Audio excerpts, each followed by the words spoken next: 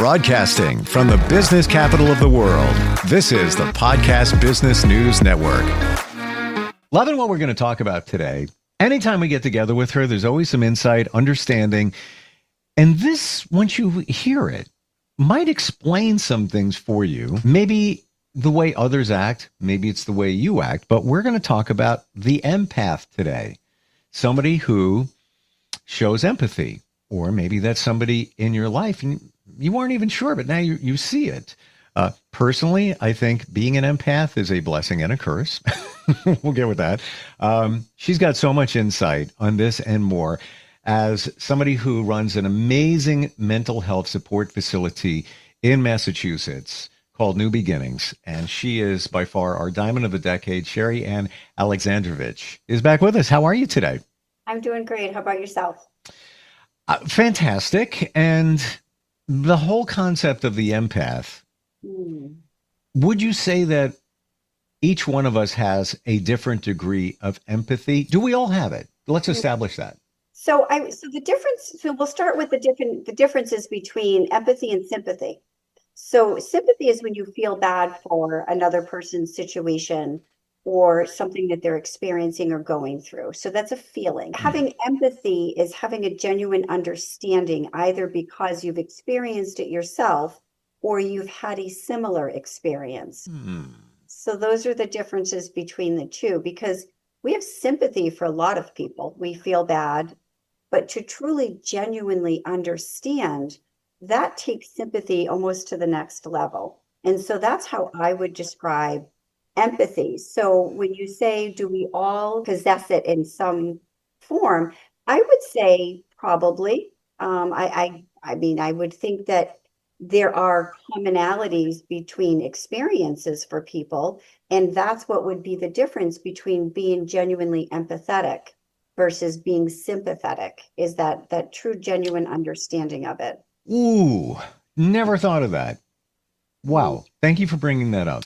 So when somebody's going through something, it's been said that you really shouldn't say, I know how you feel. How? Like, they could go through very similar situation, but you're not them.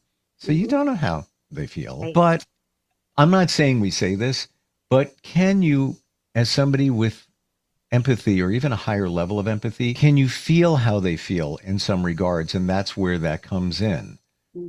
Again, I don't have answers here. I'm kind of fleshing this, and the sympathy thing and the empathy thing, I never even thought of bringing that up. So thank you. Yeah. Sure. So that's it. Like when you are feeling empathetic towards somebody, you can understand what they're experiencing because you've had a similar experience. So your reaction to that could also be heightened. It could also be out of context if we're not careful with that, because sometimes what happens is our brain will associate their experience with our experience, and that may alter what our reaction to something would be. And that's why that pause that we talk about pretty frequently in here is so important, is really taking a moment to pause and think about your reaction. Is it appropriate for that situation in that moment, or is it inflated because you might yourself be a little bit triggered or feeling a little defensive because of that experience? So that's why it's so important that we always kind of take a step back and pause before we respond or react to anything, because we want to make sure that it's appropriate in that moment. But also, you know, I love what you said about saying, I understand. Because I can imagine how that would feel if somebody said to me, I understand how you're feeling, but you've never really had that experience. For me, that'd be a little insulting. It's coming from a good place. Yeah, for sure. It's coming from a good place. And here's another one. You just reminded me of something. And I've seen this happen in real time, where I'm bringing this up based on what you said, based on our experience.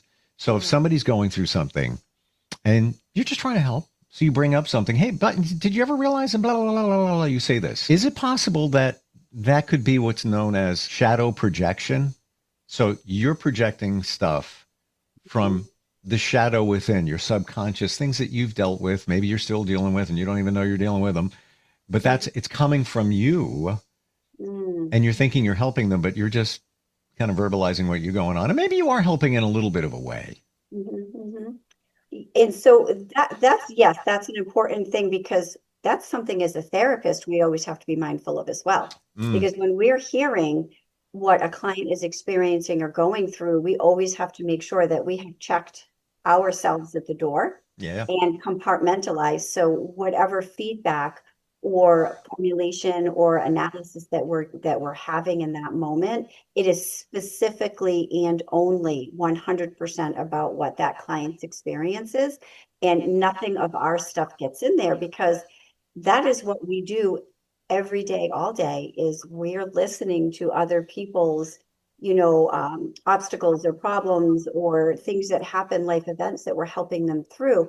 And we want to always make sure that we're not integrating whatever our experiences of that is, because their experience is not ours. So that's super important from a therapeutic perspective, but also from an everyday perspective, right? Because we don't want to ever implant something that's not there.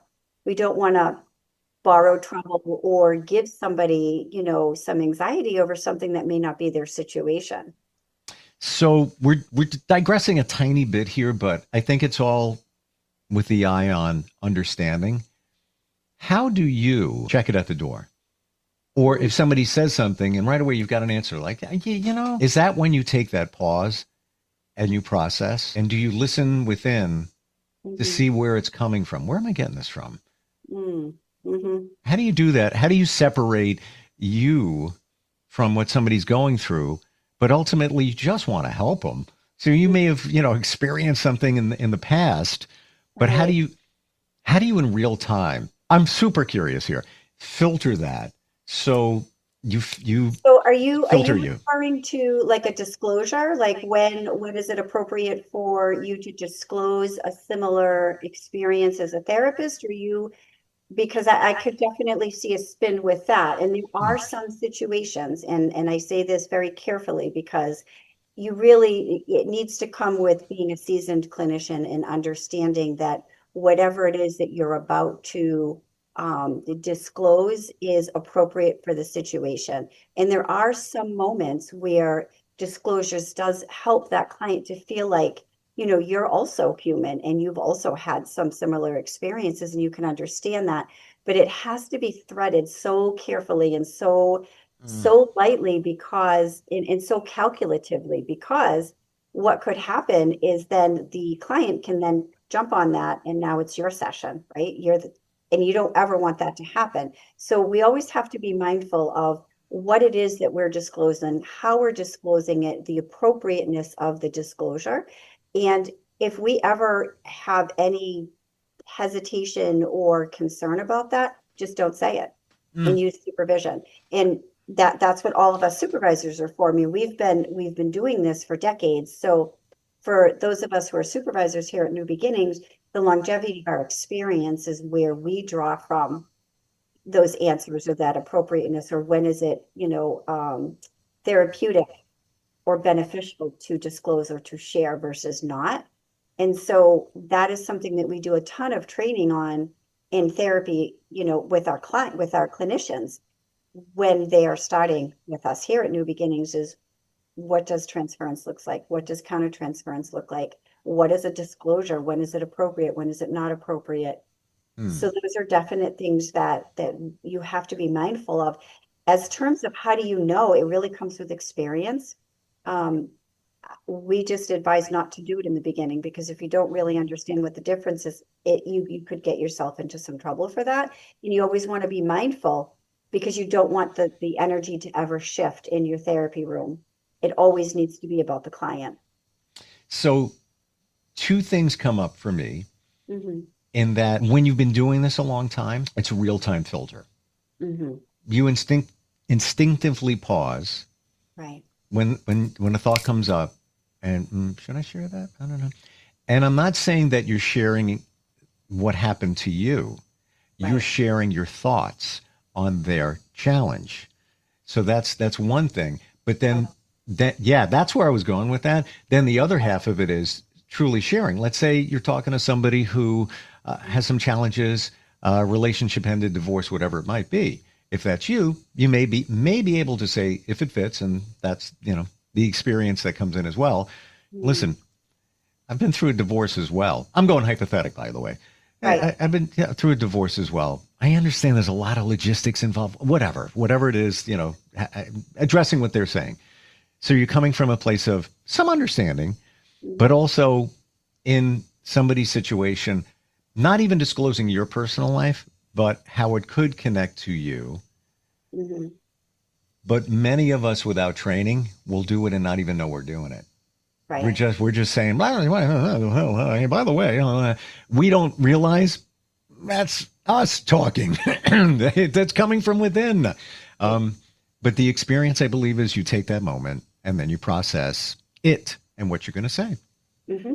So to answer the first part of your question is in terms of giving an opinion about whatever that client is experiencing, we don't do that, period. There is no situation where that makes sense because our opinion is our opinion, which should be reserved for our friends, our family, our outside relationships. We should be giving clinical feedback to our clients, not saying, because what happens when we get into opinions? Everybody's opinion is different. Everybody's experience is different. Everybody's background is different.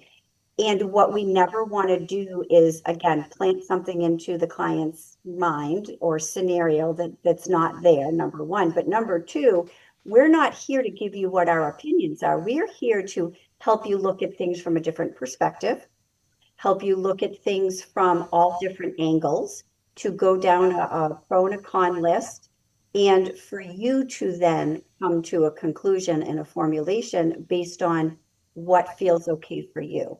Because at the end of the day, I go home with my own set of philosophies and experiences, and the client goes home to their individual experience, and those are different. And so for me to interject what I think my opinion might be is completely inappropriate. And that I feel pretty strongly about that. Mm. I have, especially my teenage girl clients will want me, just tell me what I should do. Just tell me what I should do. Well, if it doesn't come from them internally, if they don't come to that epiphany moment, all they're doing is listening to another parent, because that's what I would become. Yep. Because now my opinion, well, and also now there's a power differential, because now I'm giving you a personal opinion, which is inappropriate for that situation. But also, I don't ever want my clients to feel like they can't come to me and tell me anything. Because if they know what my opinions are, they're not going to feel like they can be open-minded with me. So, and we're getting very finite here, but I want to get back to the broad view of empathy. Yeah. However, the door got open and we walked through. And here we go. How is it opinion? So obviously, if you say how you feel about somebody's situation, that's an opinion. If you were to say, did you ever look at it this way? That's not an opinion, though. So that's a clinical direction that we're taking the client, because perspective taking, pros and cons, looking at things from different angles, that is our job as a therapist. That's not an opinion.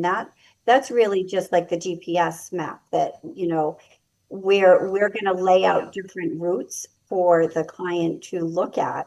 We're going to weigh what each route makes sense and all of the variables that could be involved in that. And then the client will ultimately make the decision which route they feel is the best route to choose. Because think about this from a whole other angle as well. If we give our opinion on something and that doesn't work out, what do you think the client is going to say when they come back to us? Well, you told me that I should choose door A and not choice B because that was your opinion. But geez, door A was a time bomb. This just exploded in my face. So now it's your fault. Right? And now we have ownership over the decision that the client made. Ooh. Didn't think of it that way. Yeah, big responsibility. And certainly, I would imagine if you are saying, did you ever think of it, looking at it this way, that could come from your shadow or your experience. It might not look that way to the other person, but it's coming from within. So empathy, how do you protect from it? I have a friend who is a nurse and haven't seen her in a while. But when we would be closer, more connected, she would take off every third day. And she'd be like, I'm so tired. I think I'm getting sick again. I said, you're an empath. You're taking them on. And she was a in-home nurse, and every day was different patient. I think that they rotated 2 or 3 during the week.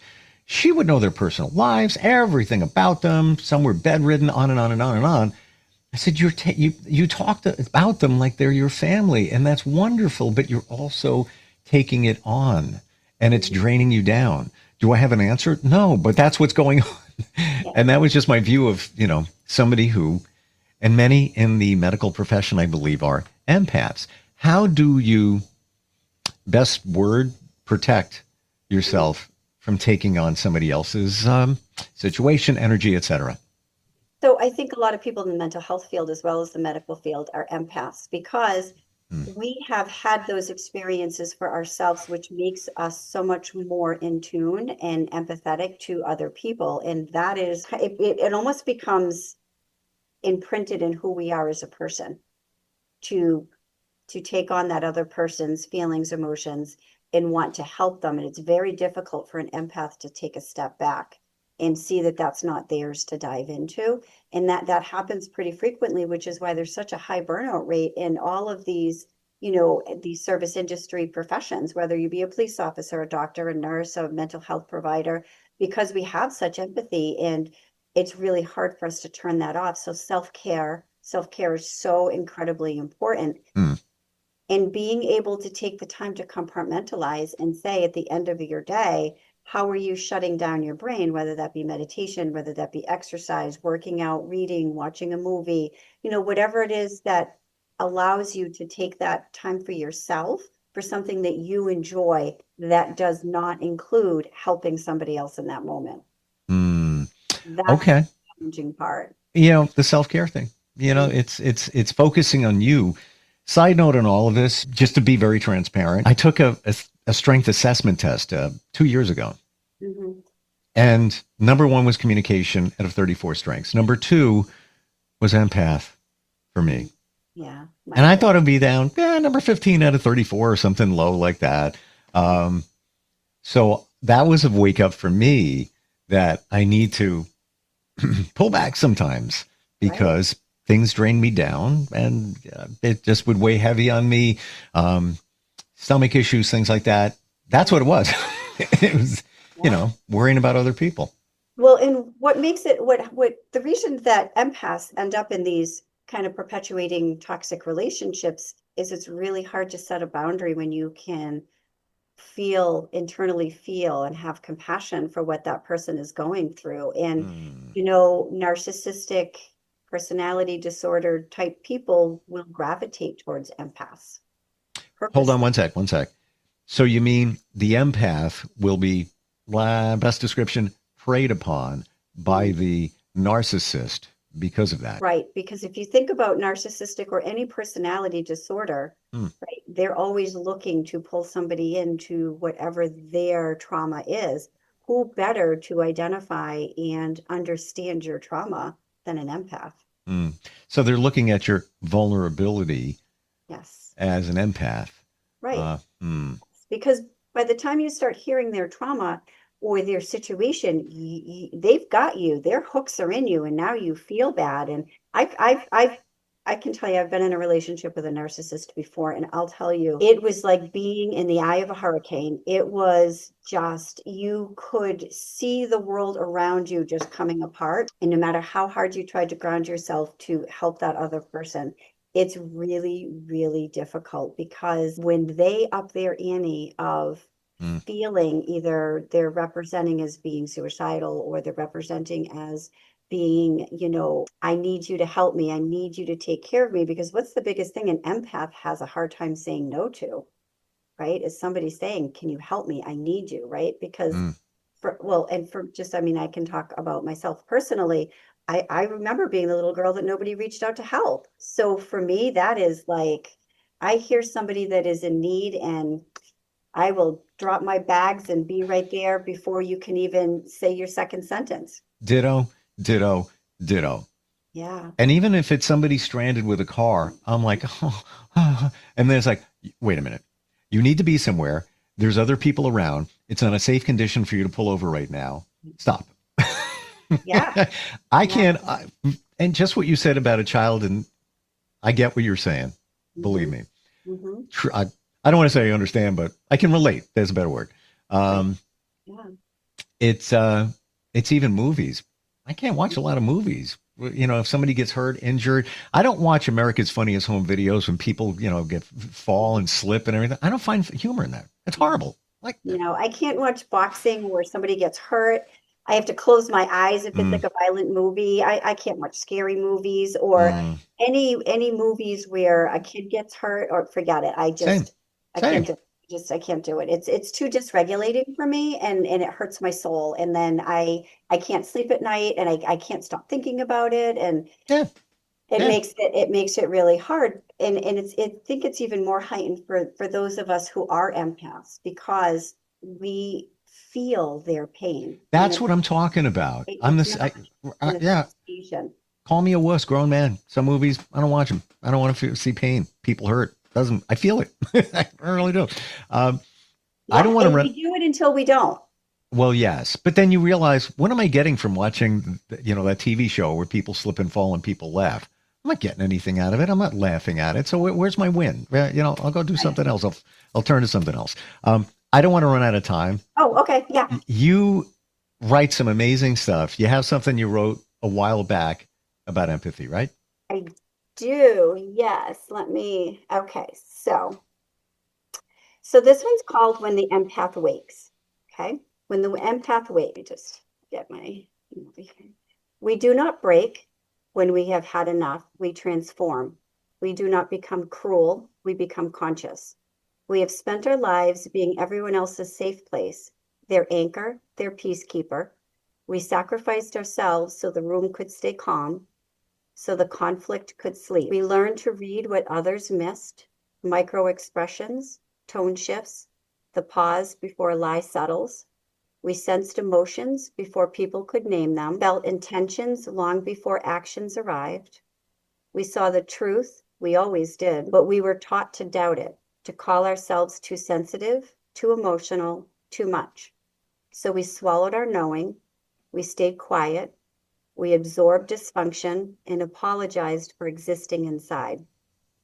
We were not broken by abuse. We studied it, mapped it, learned how to survive it without becoming it. And when the betrayal finally cuts, it is not the wound itself that devastates us. It is the realization that we recognized the signs and chose harmony over truth. We saw the manipulation, we felt the lies, but our faith in goodness, our need to believe, our fear of being dismissed made us deny our own sight. When that denial shatters, something else is born. The empath does not rage, we go still. We integrate every lie once believed, every agenda once hidden, every instinct once silenced returns, not as pain, but as clarity. Lots of insight and information in that. That's one of them where I would say, let's read it over again. When are you going to put these online?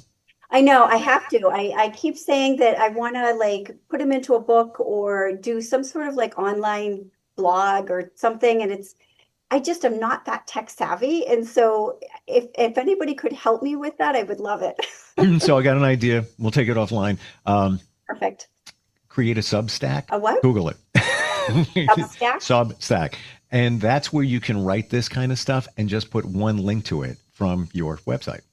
Okay. Or even your profile on your website or wherever you want to put it to. But then you can just keep adding to it. Call it a blog, essentially a blog, but a place for it to live. But those are super popular now and free, whatever. And you could just upload all your stuff there because I would love to read that again. There's a lot going on there. Yeah. I will tell you this personally. You ended with one word that was my pilot last week when I took some time off in my own personal retreat. Mm-hmm. And you said the word. And it's like staring me in the face. Clarity. It's a big word for me. And I used it to, in a lot of ways while I was away. And you said it along with everything else there. Great stuff. How do we connect with you? I know that you're in Massachusetts, but you can work with anybody anywhere, right? That is correct. Yes. Right through our website, newbeginningswc.com. We have a referral right on our website that you can go to. We have our the different services that we offer, whether, we have a variety of different services. Those are also listed on our website, along with the insurances that we take. We also do sliding and cash pays as well. Everything is on our website. My email's on the website under the clinical team. We have the community page, which has all of our sponsorship stuff that we do for Ghana, which we'll be going back to again in July. So the bunk beds are done. So I'm so excited for that. Yeah. Wow. Well, Really exciting stuff. I would love to dig into that, Nick. We're out of time next time we get together. Yes. Yes. And thank you for today. All right. You're welcome. And I don't think this is said enough. Thank you for being an empath. Oh, thank you. I really mean that. And it shows within everything you do and the stuff you write. And of course, with the organization you have that helps others. Fantastic. I appreciate you. Looking forward next time we talk.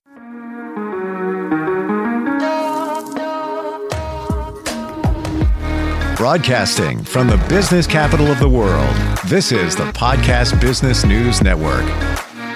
This is you over 30 years ago. Are we there yet? Are we there yet? And this is your mom when you drive her back from therapy. Are we there yet? Are we there yet? Are we there yet? Roles change without us noticing, and in your new role, we help you help. AARP gives you the information to help care for your mom so that you can have patience with her, just like she did with you. Visit aarp.org/caregiving or call 1-877-333-5885 to get practical health and wellness tips to provide even better care for your loved one. Are we there yet? Remember, visit aarp.org/caregiving. AARP, we help you help. A public service announcement brought to you by AARP and the Ad Council.